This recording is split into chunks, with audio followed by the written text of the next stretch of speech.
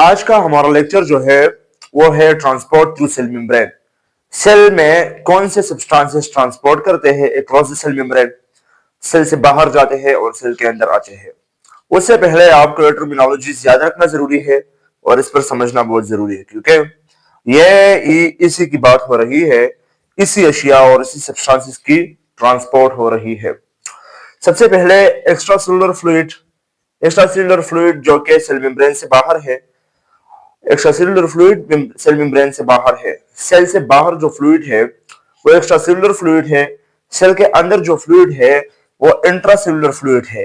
फिर सेल से बाहर जो फ्लूइड है उस पर समझना जरूरी है, क्योंकि सेल से बाहर जो के साइटोप्लाज्म से बाहर, सेल मेम्ब्रेन से बाहर जो डायरेक्ट फ्लूइड आता है वो कहते हैं इंटरस्टिशियल फ्लूइड, और टिश्यू का फ्लूइड भी टिश्यू फ्लूइड इसे कहा जाता है और इसे इंटरस्टिशियल फ्लूइड भी कहा जाता है। और दूसरा जो कि प्लाज्मा, ब्लड प्लाज्मा है, ब्लड प्लाज्मा तकरीबन 95% प्रोटीन वाटर है, फ्लूइड है, और ब्लड प्लाज्मा भी एक्स्ट्रासेलुलर फ्लूइड है। सो ब्लड प्लाज्मा और इंटरस्टिशियल फ्लूइड एक्स्ट्रासेलुलर फ्लूइड है, और इंटरसेलुलर फ्लूइड जो कि सेल के अंदर साइटोप्लाज्म में मौजूद होते हैं। ये कुछ अशिया है, कुछ सब्सटेंसेस है जिसकी मिकदार, क्वांटिटी आप देखिए कि सोडियम की क्वांटिटी सेल से बाहर यानी कि एक्स्ट्रासेलुलर फ्लूइड, इंटरस्टिशियल फ्लूइड में, टिश्यू फ्लूइड में 142 मिली इक्विलिटर पर लीटर है, ओके जी। और इंट्रासेलुलर फ्लूइड में 10 MEQ पर लीटर है, यानी कि तकरीबन 14 गुना 14 टाइम्स सोडियम बाहर है, सेल से बाहर बहुत ज्यादा है और सेल के अंदर बहुत कम है, ठीक है जी। इसी तरह कैल्शियम 5 मिलीलीटर पर लीटर जो कि एक्स्ट्रासेलुलर फ्लूइड में मौजूद है, और 1 इंट्रासेलुलर फ्लूइड में 440। और कैल्शियम, पोटेशियम इसी तरह अंदर बहुत ज्यादा है और बाहर बहुत कम है। मैग्नीशियम अंदर बहुत ज्यादा है, बाहर बहुत कम है। क्लोराइड अंदर, बाहर बहुत ज्यादा है, अंदर बहुत कम है। प्रोटीन्स बाहर बहुत कम है लेकिन अंदर 16 ग्राम पर डेसीलीटर, 8 टाइम्स प्रोटीन्स जो कि सेल साइटोप्लाज्म से बाहर जितना है 8 टाइम्स उससे ज्यादा है, ठीक है जी। इसी तरह अगर हम अमीनो एसिड की बात कर ले तो 30 ग्राम पर डेसीलीटर जो कि एक्स्ट्रासेलुलर फ्लूइड में मौजूद है,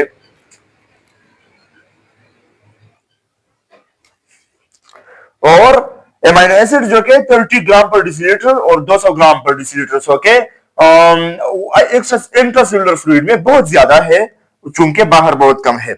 इसकी वजह भी बताता हूं, क्योंकि ग्लूकोज बाहर ज्यादा है, अंदर कम है। और इस तरह लिपिड 0.5 ग्राम पर डेसीलीटर बाहर है, सेल से बाहर एक्स्ट्रासेलुलर फ्लूइड में, और 2 to 95 ग्राम पर डेसीलीटर सेल के अंदर है। बे इंतहा है, तकरीबन 180 टाइम्स जो कि लिपिड्स बाहर ज्यादा है, बाहर कम है, और 180 टाइम्स बाहर से निस्बतन कंपैरेटिवली इंट्रासेलुलर फ्लूइड में ज्यादा है। लेट्स बिगिन, ओके जी।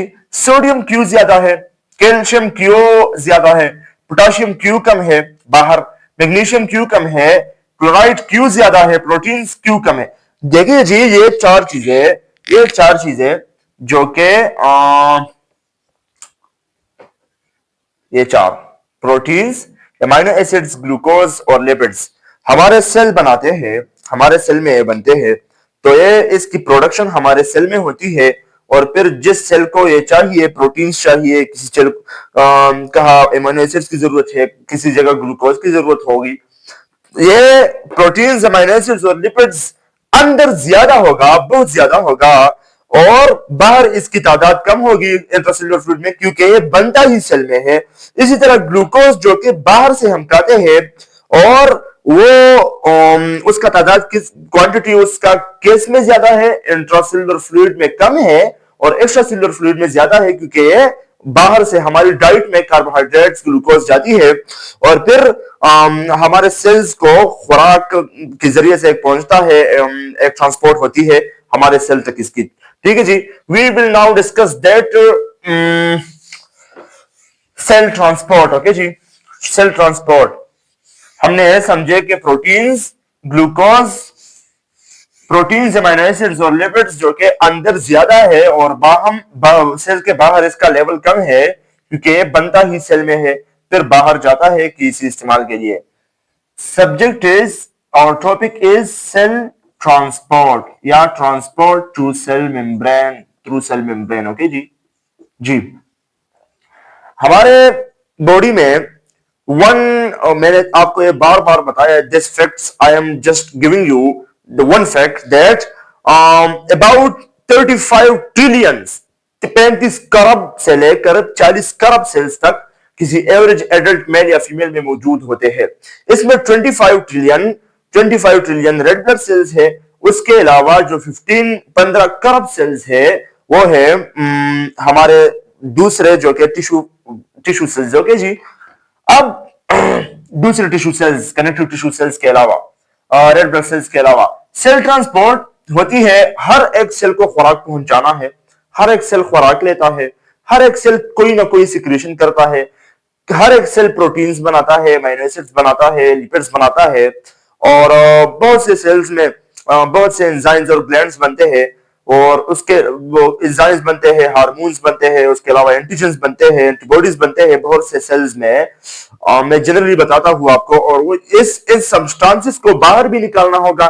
ठीक है जी, सेल के बाहर, क्योंकि बनते तो सेल में है, फैक्ट्री तो इसकी सेल है, लेकिन जरूरत इन चीजों का किसको है? हमारे दूसरे बॉडी को, दूसरे सेल्स को। तो इस फॉर एग्जांपल इंसुलिन का पेनक्रियास बीटा सेल से खारिज होना, सिक्रीट होना, और फिर वो टारगेट सेल तक पहुंचना। तो सिक्रीट तो बीटा सेल से होती है पेनक्रियास में, आई स्लिप्स ऑफ रंगरहैंस। ओके, सो फिर जाती कहां है? दूसरे सेल्स को, जो कि हमारे बॉडी में है, दूसरे सोमेटिक सेल्स को जाती है। So that is the reason that ये ट्रांसपोर्ट होती है, और इसकी ट्रांसपोर्ट जारी रहती है, इंसुलिन सिक्रीट होती है। तो किस तरह सिक्रीशन होती है? और हमारे सेल को खुराक भी चाहिए ना, तो सेल को ऑक्सीजन चाहिए, सेल को कार्बन डाइऑक्साइड निकालना है, सेल को हाइड्रोजन चाहिए, नाइट्रोजन थोड़ी मिकदार में चाहिए। उसके अलावा सेल को तमाम आयंस चाहिए, जो कि सोडियम क्लोराइड, पोटाशियम, और इलेक्ट्रोलाइट चाहिए, वाटर चाहिए सेल को, और वो हम डाइट में लेते हैं, फिर हमारी एब्जॉर्प्शन होती है, और फिर एब्जॉर्प्शन हो के ब्लड में हमारे जो सब्सटेंसेस है छोटे मॉलिक्यूल्स में जाते हैं। फॉर एग्जांपल कार्बोहाइड्रेट्स हमने लिए, चावल हमने खा लिए, वो ग्लूकोज में कन्वर्ट होगा, उसकी कन्वर्जन और डिग्रेडेशन ग्लूकोज में होगी, स्मॉल यूनिट है। ओके जी। और ग्लूकोज फिर हमारे विलाइस के जरिए, डिस्टाइन्स के जरिए ब्लड प्लाज्मा में जाएगी, और ग्लूकोज फिर हमारे बॉडी में ब्लड प्लाज्मा से फिर कहां डिफ्यूज होगी जी? हमारे इंटरस्टिशियल फ्लूइड, टिश्यू फ्लूइड है, और जहां इस ग्लूकोज की जरूरत होती है, फॉर एग्जांपल न्यूरॉन्स है, न्यूरॉन सेल्स है, न्यूरॉन सेल्स की खुराक की ग्लूकोज है, तो फिर वहां जाके ग्लूकोज डिफ्यूज होता है, और वहां अपना काम करना शुरू करता है। ग्लूकोज से चूंकि एनर्जी एटीपी बनती है, तो इसकी बहुत जरूरत है हमारे बॉडी को और हमारे न्यूरॉन सेल्स को। एक्चुअली हमारे 20% जो कि एनर्जी है वो है हमारे माइंड की, हमारी ब्रेन, हमारे बॉडी के टोटल ऑफ 20% एनर्जी खाती है, और ये सब छोटा ऑर्गन है, क्योंकि 2% ऑफ आवर बॉडी वेट में है। ठीक है जी। हमारा सेल ट्रांसपोर्ट है। सेल ट्रांसपोर्ट की बात करें तो खुराक खाती भी है सेल को, खुराक कुछ सब्सटेंसेस चाहिए, for example water, oxygen, nitrogen and hydrogen, and with that many electrolytes, ions, chloride, sodium, potassium, phosphate वगैरह। ओके जी, ये तमाम चाहिए भी, और इस तमाम दूसरे जो कि अमीनो एसिड्स है, प्रोटीन है, और उसके अलावा लिपिड्स है, कोलेस्ट्रॉल, फॉस्फोलिपिड वगैरह, जो कि वो सिक्रेट भी करता है, क्योंकि उसमें बनते हैं, वो सिक्रेट होते हैं, और उसको खुराक चाहिए सेल को। तो सेल को जो खुराक चाहिए, that is the transport through cell membrane from the interstitial fluid to the intracellular fluid. Then we will transport. Okay, ji, we will now move to the cell transport. There are two types of transport mechanisms. One is active transport, and the another is passive transport. I will write that very short. Okay, ji.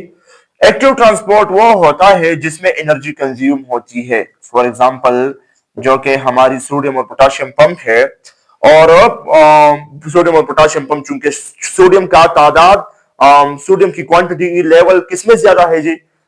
Interstitial fluid में बहुत ज्यादा है, cell से बाहर ज्यादा है, cell के अंदर कम है, और फिर भी सेल के अंदर से जो कि सोडियम और पोटाशियम डिग्रेडेशन में, डिपोलराइजेशन के वक्त सोडियम बाहर, अंदर से बाहर जाती है, हालांकि तादाद बाहर बहुत ज्यादा है, फिर भी ये लो कंसेंट्रेशन से हायर कंसेंट्रेशन की तरफ जाती है।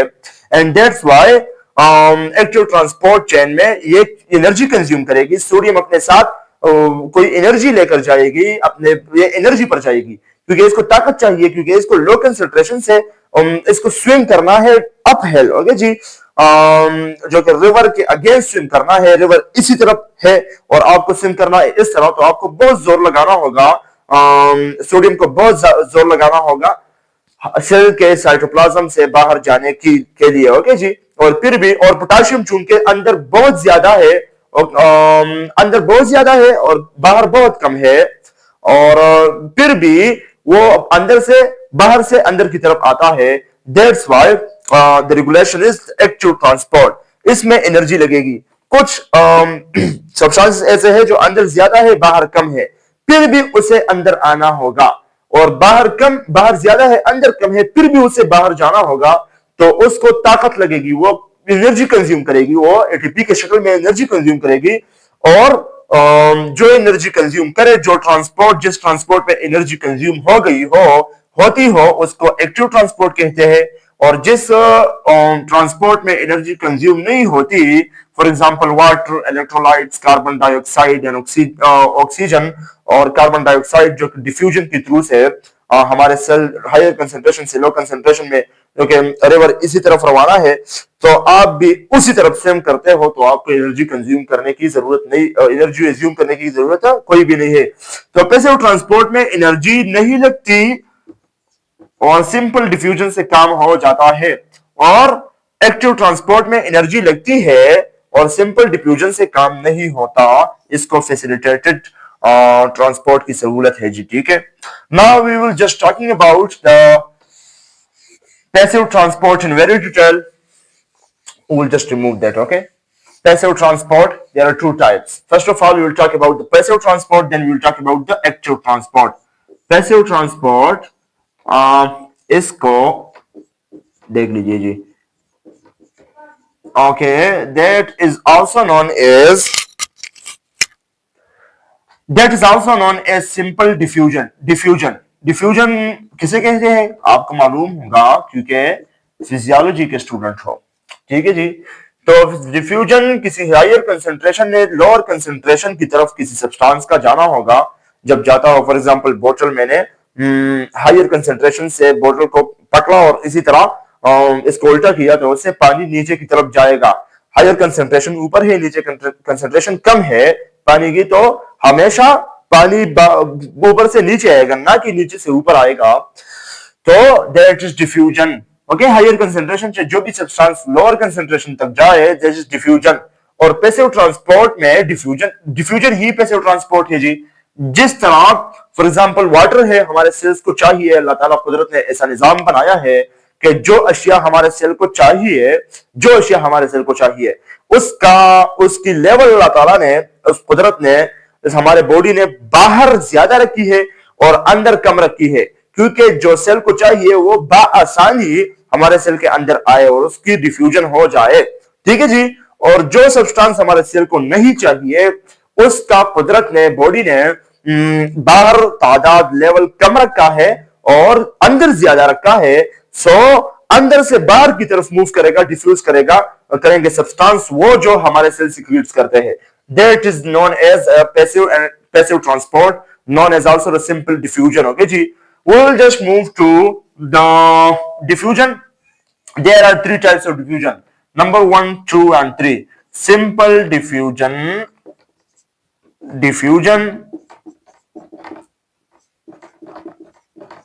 through proteins, okay ji, simple diffusion through proteins। Number 2, simple diffusion through lipid layer, okay ji, that is also the type of simple diffusion। And number 3, facilitated diffusion जी। देख लीजिए ना, simple diffusion through proteins या simple diffusion through proteins में सबसे पहले तो क्या पढ़ेंगे जी, वो डिफ्यूजन जो के प्रोटीन चैनल्स के थ्रू होती है, जो प्रोटीन गेट्स है हमारे सेल मेम्ब्रेन में लगे हुए हैं। ये तो मिटा दूंगा क्योंकि इस बोर्ड में कैपेसिटी इतनी नहीं है कि इसको तमाम राइटर्स को गेन कर ले। दैट इज आवर मेम्ब्रेन जी। हमारी कहानी इसी में है, that is our membrane. Okay जी, ये लिपिड है, ये फॉस्फोलिपिड्स है। Okay okay ji. एंड बहुत से फॉस्फोलिपिड्स के मॉलिक्यूल्स ऐसे फिक्स्ड है, ऐसे फिक्स भी नहीं है लेकिन वीक कोवेलेंट बॉन्ड इसने बनाया हुआ है। ठीक हो गया जी। और इस अंदर से भी ये इंट्रासेलुलर फ्लूइड है, ये इंट्रासेलुलर फ्लूइड है सेल के अंदर, ये सेल का बाहर का हिस्सा है ECF। ठीक है जी। now we'll write that now we will write that and I should write that because that is most important for your concept जी। ये लिपिड्स है, ठीक है जी। ये सेल मेम्ब्रेन है जिसमें लिपिड्स फैले हुए हैं। ये गेट है, इसमें यहाँ पर कोलेस्ट्रॉल है, ये फॉस्फोलिपिड्स है वगैरह और बहुत से कोलेस्ट्रॉल। कोलेस्ट्रॉल का काम क्या है जी, मैंने पुराने लेक्चर्स में पढ़े हैं जिसमें कि कोलेस्ट्रॉल का काम ये है कि ये इस फॉस्फोलिपिड्स को टाइट रखता है, फिक्स रखता है। और प्लाज्मा मेम्ब्रेन सेमी परमिएबल है, इसमें कुछ चीजें आ सकती है, इसमें कुछ चीजें नहीं आ सकती। जो आ सकती है वो तो लिपिड में आएगी जी। For example CO2, O2 oxygen, water और some electrolytes which are just coming in the cell। Okay जी। ये carbon dioxide, oxygen, water and electrolytes ये तो लिपिड में आएगी जी। ठीक है, लिपिड मॉलिक्यूल में ये जरूर आएगी, लिपिड मॉलिक्यूल से ट्रांसपोर्ट होगा। और उसके बजाय उसके अलावा जो भी ट्रांसपोर्ट है, जो भी ट्रांसपोर्ट है यानी कि ये चीज है carbon dioxide, oxygen, water and electrolytes, ये डिफ्यूज होंगे फैट में। ये लिपिड सॉल्युबल सब्सटेंसेस है, तो ये लिपिड अपने आप में ऑब्जर्व कर लेगा और साइटोप्लाज्म के अंदर दाखिल कर लेगा। तो ये हमारे पास सेल मेम्ब्रेन है, इसमें ये लिपिड लेयर है। ओके जी। और ये प्रोटीन गेटेड चैनल्स है, ये प्रोटीन गेटेड चैनल्स है जो कि हम ऐसे बनाएंगे कुछ इसी तरीके से। ठीक है। और यहाँ पर भी ये लाखों हजारों प्रोटीन चैनल्स, कैरियर चैनल्स मौजूद होते हैं, कैरियर प्रोटीन्स वगैरह, जिससे हमें प्रोटीन सोल्यूबल, हम जो कि वाटर सोल्यूबल सब्सटेंसेस है वो प्रोटीन चैनल्स की तरफ आते हैं के रास्ते से आते हैं। और जो कि fat soluble, lipid soluble substances है like carbon dioxide, oxygen, water and electrolytes that will come and enter through the lipid layer because that is lipid soluble substances। okay जी। अब हमारे प्रोटीन्स में ये तो हो गए simple diffusion through lipid layer, simple diffusion through protein channels. Okay जी, through protein layer. इसमें चैनल्स है, प्लाज्मा मेम्ब्रेन में बहुत से चैनल्स लगे हुए हैं। कंसेप्ट क्लियर करने के लिए आपको व्हाट्सएप चैनल पर जाके उस पिक्चर्स को देखना होगा जो मैंने अपलोड किए हैं कि आपको एक कॉन्सेप्ट क्लियर हो जाए, क्योंकि उसमें पिक्चर्स में ऐसे कॉन्सेप्ट बताए गए हैं कि तमाम इसकी तस्वीर और पिक्चर्स बहुत अच्छे अंदाज से दिए हुए हैं और आपका दिमाग उससे खुल जाएगा। हाँ, मैं बात कर रहा हूं about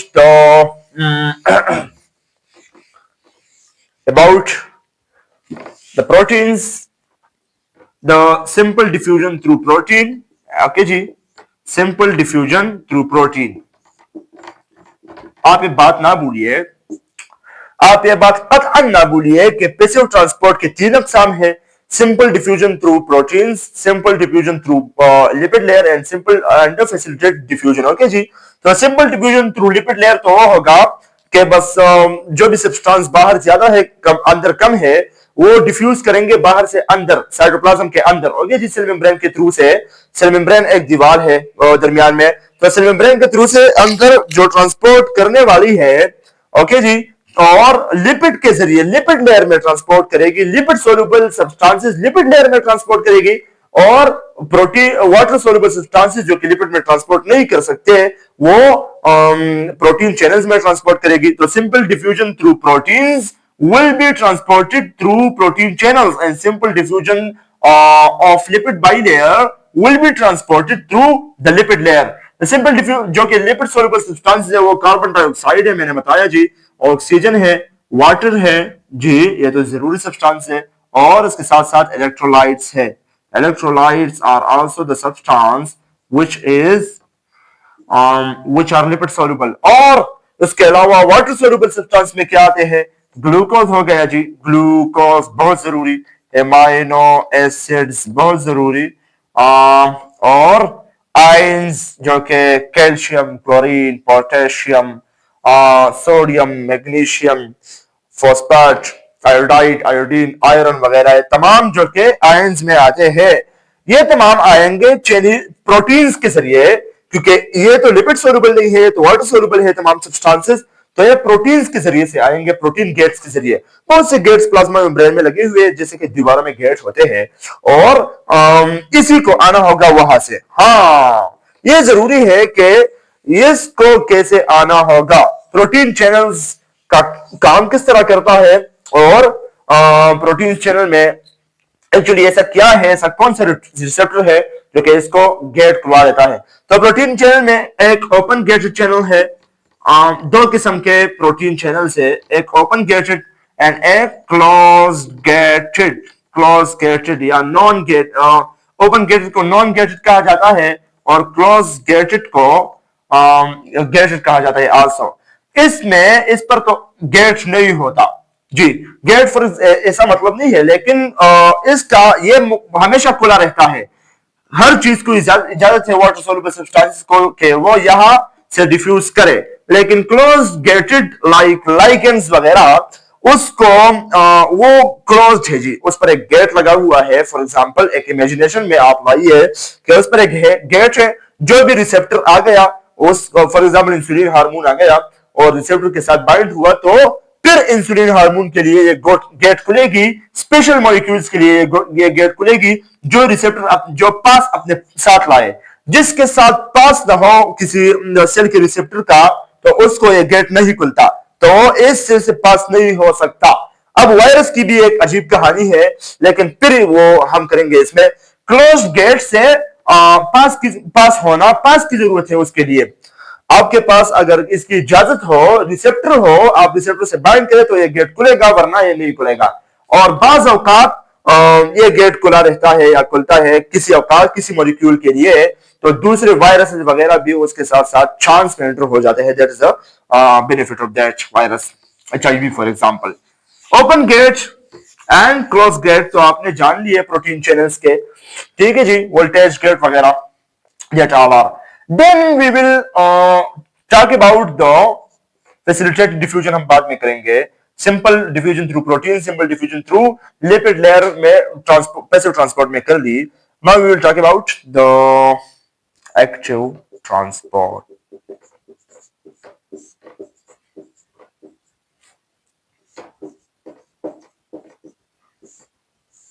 Active transport,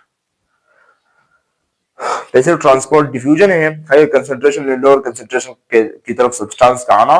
passive transport and active transport की कहानी कोई अलग है जी। कहानी इसलिए अलग है क्योंकि एक्टिव ट्रांसपोर्ट में अगेंस्ट द कंसंट्रेशन किसी सब्सटेंस को ले जाना है। फॉर एग्जांपल सोडियम का लेवल बाहर ज्यादा है, अंदर कम है, फिर भी अंदर से सोडियम बाहर की तरफ जाता है डीपोलराइजेशन में, और पोटेशियम का लेवल बाहर कम है, अंदर ज्यादा है, फिर भी वो अंदर की तरफ आता है डीपोलराइजेशन की तरफ, सोडियम पोटेशियम पंप की वजह से, सोडियम पोटेशियम चैनल्स की वजह से, के जरिए से, सॉरी। ओके हो गए जी।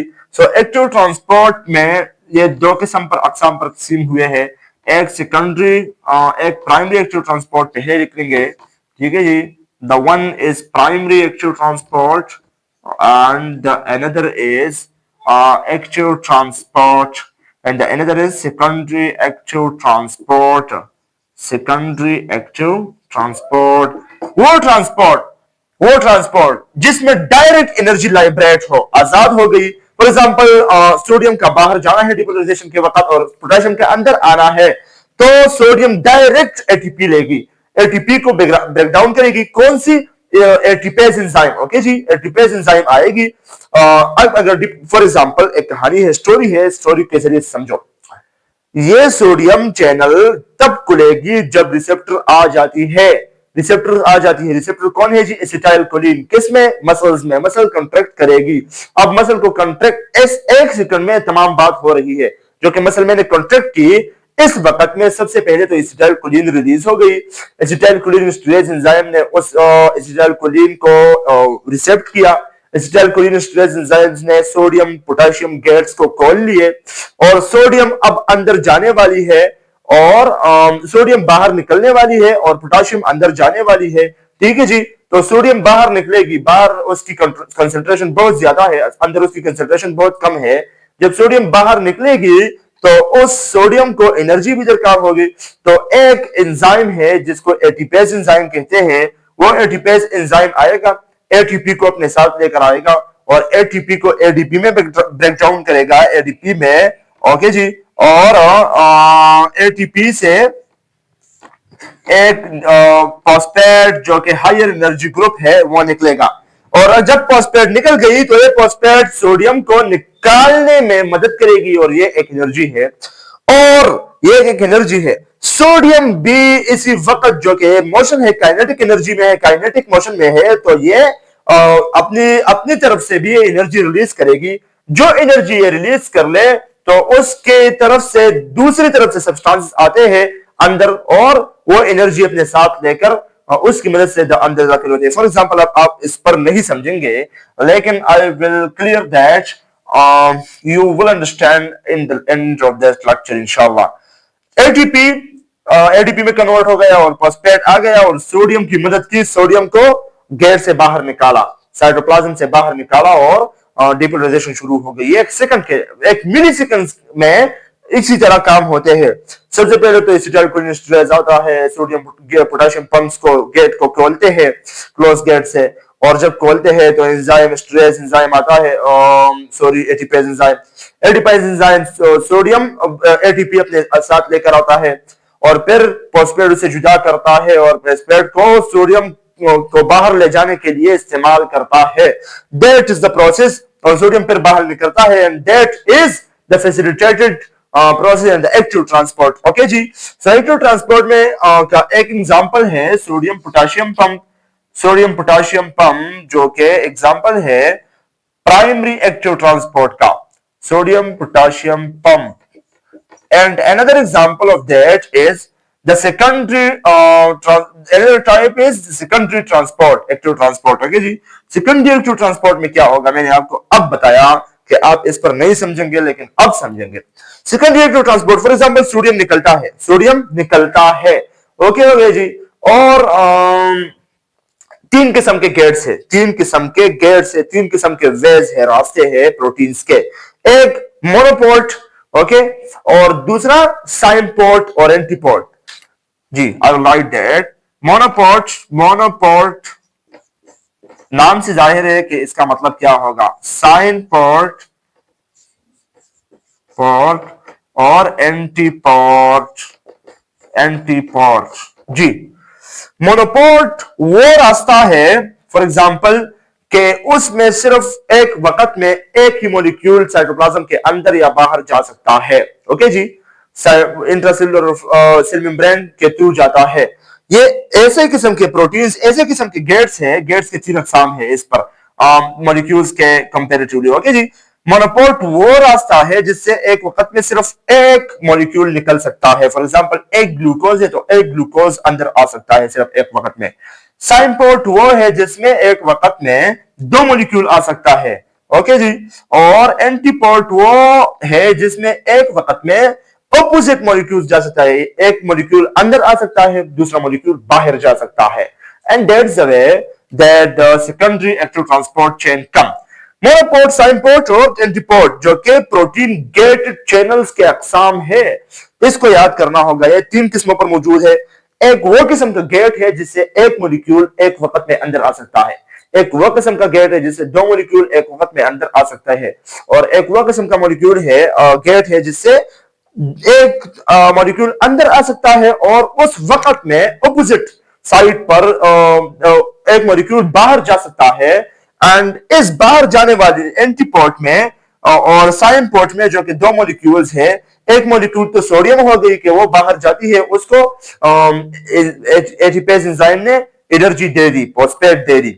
अब इस सोडियम से कुछ एनर्जी खारिज होगी, ये अपनी तरफ से भी कुछ एनर्जी रिलीज करेगी, और कुछ इस एनर्जी, कुछ फॉस्फेट में से एनर्जी बाकी भी रहेगी एक सोडियम आयन को बाहर निकालने में, इससे बाकी भी रहेगी क्योंकि हाई एनर्जी है फॉस्फेट ग्रुप। सो जो एनर्जी बाकी रह गई और जो एनर्जी सोडियम ने प्रोड्यूस की, उसकी मदद से उस वक्त ही में, एक मिली सेकंड से भी कम वक्त में, उस वक्त ही में दूसरे आयंस यानी कि पोटाशियम वगैरह ये अंदर आते हैं। ओके जी, सोडियम बाहर गया, उस वक्त उस सोडियम के एनर्जी पर, सोडियम ही के एनर्जी पर पोटाशियम अंदर आ गया। That is the secondary electron transport chain. That is the most complex transport chain, जो कि आप मेरे व्हाट्सएप चैनल पर जिसके पिक्चर्स कंसेप्चुअली देख सकते हैं।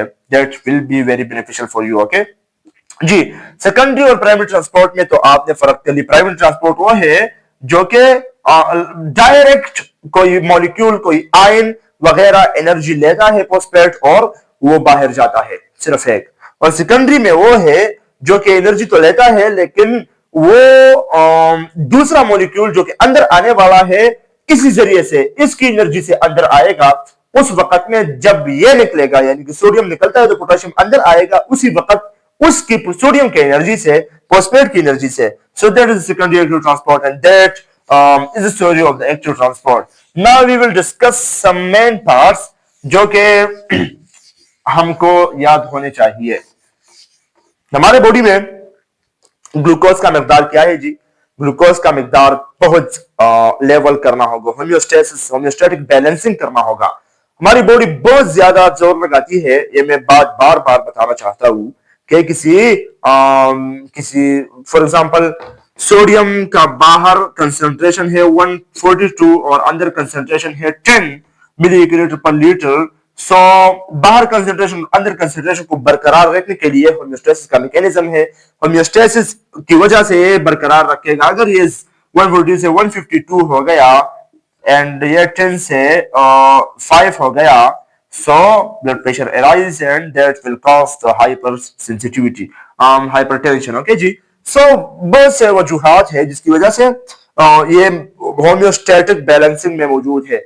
हर कोई आयन, सोडियम हो गया, potassium chloride, anything, electrolytes, chlorine, glucose, amino acids, proteins और उसके साथ साथ लिपिड्स, ये मिकदार में बनाना होगा, ना तो ज्यादा होगा ना तो कम होगा।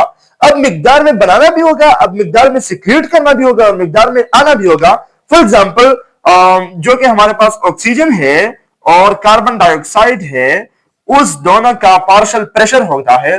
पर ऐसा होता है जो हम सांस लेते हैं, इनहेलेशन करते हैं, सो हमारे एल्वेओलाइज में वो ऑक्सीजन जाता है, उसके साथ साथ कार्बन डाइऑक्साइड भी जाता है, उसके साथ साथ नाइट्रोजन भी जाता है माहौल से अंदर। जब ये गए, ये भी डिफ्यूजन है, तो अंदर ब्लड में ऑक्सीजन की कंसंट्रेशन यानी कि पार्शियल प्रेशर कम है और एल्वेओलाइज में पार्शियल प्रेशर ऑक्सीजन की ज्यादा है, तो ऑक्सीजन डिफ्यूज होगा ब्लड में। ठीक हो गया जी। और ब्लड में फिर और उसके साथ साथ कार्बन डाइऑक्साइड की कंसंट्रेशन एल्वेओलाइज में कम है और पार्शियल प्रेशर और ब्लड प्लाज्मा में ज्यादा है, ब्लड में ज्यादा है, सो ब्लड से वो कार्बन डाइऑक्साइड ट्रांसफर होगा उसी एल्वेओलाइज में। इसी तरह नाइट्रोजन की कंसंट्रेशन अगर कम होगा ब्लड में तो एल्वेओलाइज से डिफ्यूज होगा, वरना ना होगा, जरूरत उसकी नहीं होगी। ठीक है जी। सो फिर जब ब्लड में ऑक्सीजन आ गया, हीमोग्लोबिन ने उसे पकड़ लिया। हर हीमोग्लोबिन में एक कैपेसिटी है कि वो 4 मॉलिक्यूल्स को ले ले। जब उसने पकड़ लिया हीमोग्लोबिन को, तो अब हीमोग्लोबिन ने ऑक्सीजन मॉलिक्यूल्स को, तो अब मॉलिक्यूल्स लेके जाएंगे उसको और हर एक सेल तक पहुंचाएंगे, कैपिलरीज में ब्लड के।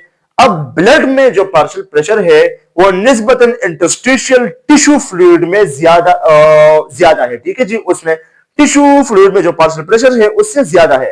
सो डिफ्यूज होगा किससे जी? ब्लड से हमारा ऑक्सीजन डिफ्यूज होगा। ऑक्सीजन मॉलिक्यूल्स करोड़ अरबों ऑक्सीजन मॉलिक्यूल्स है, वो डिफ्यूज होंगे जी हमारे इंटरस्टिशियल फ्लूइड में, टिश्यू फ्लूइड में। और फिर टिश्यू फ्लूइड में ऑक्सीजन का मिकदार बनिस्बत इंटरसेल्युलर फ्लूइड ज्यादा है, सो डिफ्यूज होगा सेल के अंदर और वहां पर जाके ग्लूकोज के साथ मिलकर रिएक्शन करेगा और एनर्जी बनाएगी। That is the mechanism. और कार्बन डाइऑक्साइड का काम उलट है। कार्बन डाइऑक्साइड का सबसे ज्यादा मिकदार जो कि सेल में है, सेल से इंटरस्टिशियल फ्लूइड, इंटरस्टिशियल फ्लूइड में पार्शियल प्रेशर ज्यादा है तो उससे ब्लड में ट्रांसफर डिफ्यूज होगा, ब्लड में पार्शियल प्रेशर ज्यादा है तो उससे एल्वियोलाइज में डिफ्यूज होगा, और वो जब हम एक्सहेल करते हैं अपने सांस को, and that is in that way our carbon dioxide CO2 become exhale. Okay जी, and that is the way the diffusion occurs, the active transport chain occurs. Now there is a simple way to understand that there are many types of